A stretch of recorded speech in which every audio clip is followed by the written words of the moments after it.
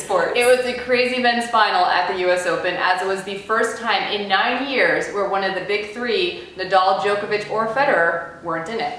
The title this year went to the Croatian sensation, I just made that up. I like it. Marian Cilic, who defeated Kei Nishikori in 3 sets. An impressive win considering the fact he was out of last year's tournament due to a doping suspension.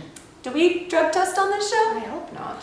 Well, do we know if huffing glue is frowned upon here? Well, ever since Obamacare. Fucking Obama. And as for the women, Serena Williams pulled out her 18th victory Grand Slam win, beating Caroline Wozniacki, which leads me to a little segment that I like to call, Who Would Win? You or Serena Williams? I don't think I was informed of this segment. Yeah, it's gonna be a lot more fun this way. You sure? Yeah, I'll get a little Freudian with it. So I'm gonna read a list of events and you very easily tell me who would win, you or Serena Williams. Ready? Okay. Start with the easy one. Tennis, Serena. basketball, Serena. mixed martial arts. Serena. Okay, she's winning a lot here. How about walking? Am I drunk? No. Serena. Carbo loading, Serena. peeing in the woods. Me. There we go. Killing a dinosaur, Serena. fitting into Taylor Swift's clothes, Me. eating soup. I'm just so good. You're Me. very good at eating soup. Destroying ISIS, Serena. making out with Bradley Cooper. You know what? Everyone wins. Everyone. Everyone. Well done. Well, I I feel completely inadequate. should. So speaking of inadequate, let's move on to some football and the Ray Rice saga. Mhm.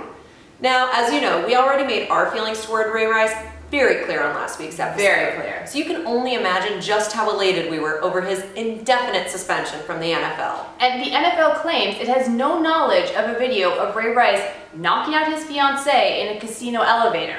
That's almost worse than the time where Dennis Rodman was caught with another woman in bed and claims that she fell through the ceiling and happened to land on his dick. I'm sure it happens more than you would I'm think. sure it happens all the time. Luckily, Ray Rice joins a long list of famous men who have lost their career due to domestic abuse.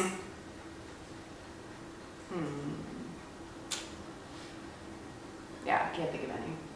Well, hopefully this will set a new standard in how organizations respond to the matter. And as for NFL Commissioner Roger Goodell, I think it's time to go. It sounded much better in my head. Yeah, you can't be pretty unsmart.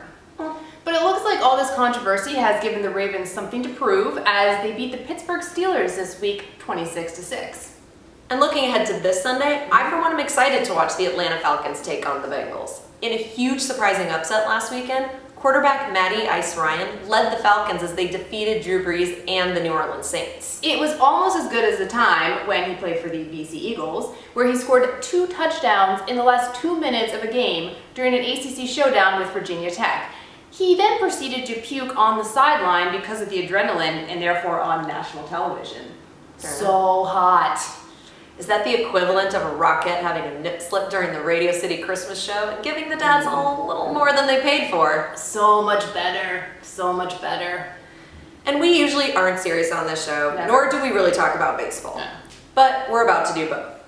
Giancarlo Stanton of the Miami Marlins, who was a contender for the National League's MVP, was hit in the face by an 88-mile-per-hour fastball yesterday in a game against the Milwaukee Brewers. Yeah, he suffered severe facial damage and will most likely be out for the rest of the season. So as we leave you, here's to Giancarlo and to a safe and speedy recovery. That's a snap, and we will see you next week.